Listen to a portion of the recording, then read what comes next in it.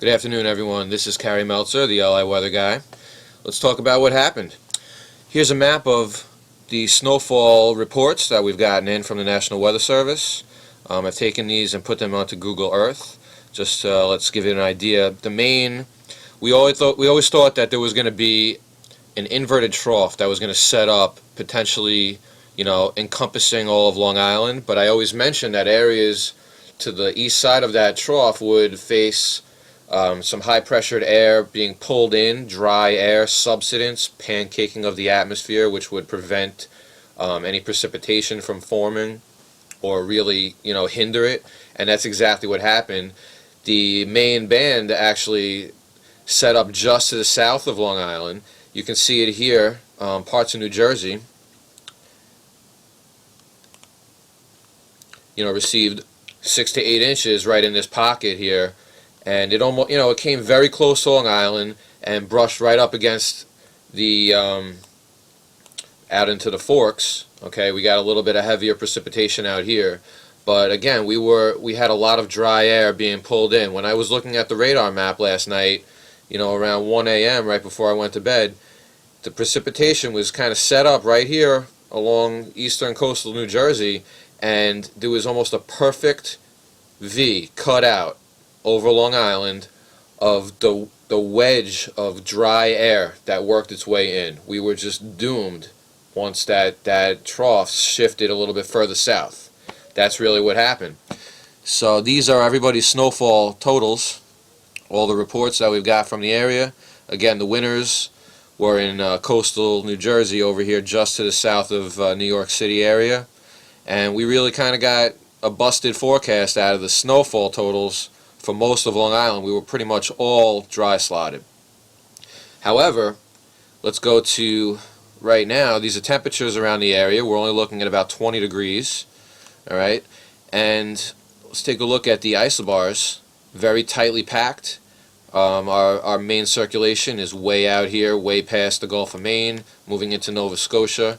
Okay, and what that's going to do is cause some very strong northwesterly winds. You can feel them out there right now. At Islip, we're reporting 26 knots. It's about 30 miles an hour sustained, gusting to 36 knots, which is about 40 miles an hour sustained. All right, so pretty powerful winds, and you can see the brutally cold temperatures.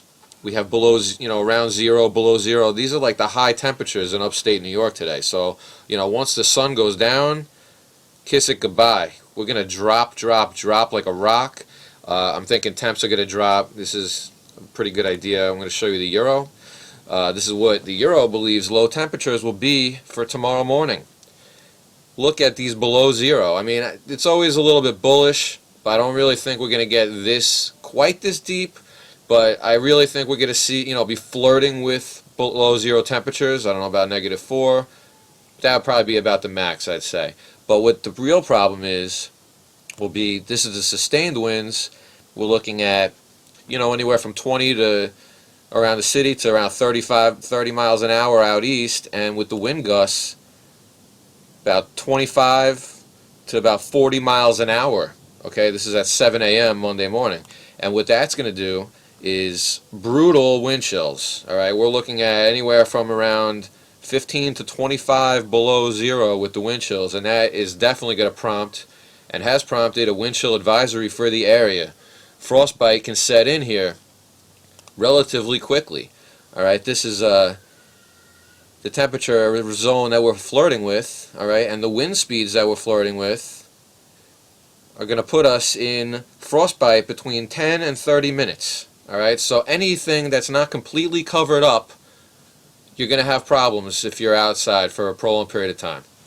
All right, so cover up. Next, everyone's asking about the Tuesday, Wednesday storm potential. So let's talk about that. Zooming out on the Euro, I'll show you that first.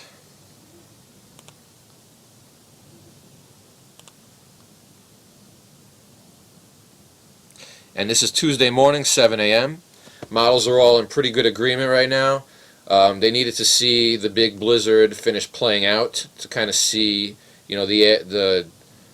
the track that this system will be taking. But one big key that we'll notice here is there is no high pressure to the north.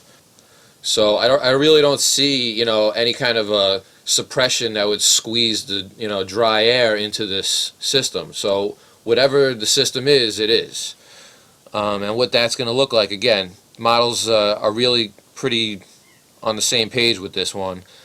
The only thing I'm concerned with is with the a little bit of progressiveness in the models pertaining to this blizzard that's departing the area. It's still showing a little bit of deepening in the models, and what that's going to do is kind of pull the system along a little bit quickly, maybe a little bit more quickly than anticipated.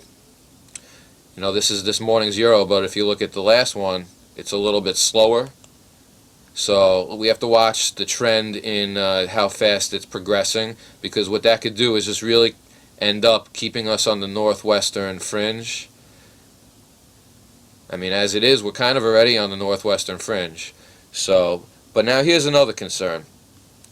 The fluffiness. Okay, we're going to be dealing with high snowfall ratios, snowfall to liquid ratios. Again, this is as the snow is coming down. We're in the teens, not even, maybe around 20. And then as we get into Tuesday afternoon, we're only going to warm up to about 20.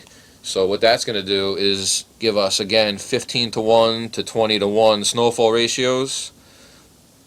So whatever we see out of the total snow, we're going to have to add, we're going to have to almost double that. So maybe 1.5 times. So the Euro comes in, big dog on the street, looking at about 4 to 7 inches. Okay, and looking at its ensemble members, this is the ensemble mean, the average at 7 a.m. of where that low should be, and it's pretty much down here off the Delmarva coast. But the control run is a little bit more progressive with it. You can see as I click back and forth that the control run, it's the best looking model, and it's a little bit faster. So we have to watch that. Now moving on to GFS, we're pretty much on the same page here. Okay, moving back to 7 a.m. and 1 p.m. And again, we're going to be on that northwestern periphery. It's the colder side. So again, we're going to be dealing with teens and 20s, very high snowfall to precipitation ratios, snowfall to liquid ratios. So, and this is what the GFS believes that we're going to see. Alright, 2 to 3 on here, but again, we're going to have to multiply that by at least 1.5 times, and that becomes about 3 to 5. So we're starting to see a pattern unfold here. But here's the deal. Looking at upper level, there's really no block, so the system's going to be zipping along. Pretty quick winds, alright, this is 250 millibars, which is roughly about 37,000 feet. And it's just zipping along. The GFS ensemble, same situation. We have even a further southward area of low pressure, so we'll have to watch exactly the track that it takes, because again, we're going to be on the edge. But its control member comes in, nosing a little bit quicker, a little bit stronger. So we'll have to watch how progressive it is. Canadian model puts it right in the same area again. So, we're seeing good model consistency right now, at least. And that consistency puts us on the fringe of some decent snows. We'll have to, again, double these snow totals. So we're looking at about another 3 to 5 inches with this one. So for now, I'm going to even be a little bit conservative just because I could see that it's trending a little bit quicker. I'm going to say about 1 to 4 inches right now, as it looks like things are unfolding. This is the NAM model that just came in this morning, and again, pretty much right there with it. It's about only about a 1 to 3. So we're just coming into NAM range right now. We'll see how this all unfolds, and just get ready for a little bit more snow. All right, another storm will be very close to the area. Stay warm out there, everybody. Have a great day.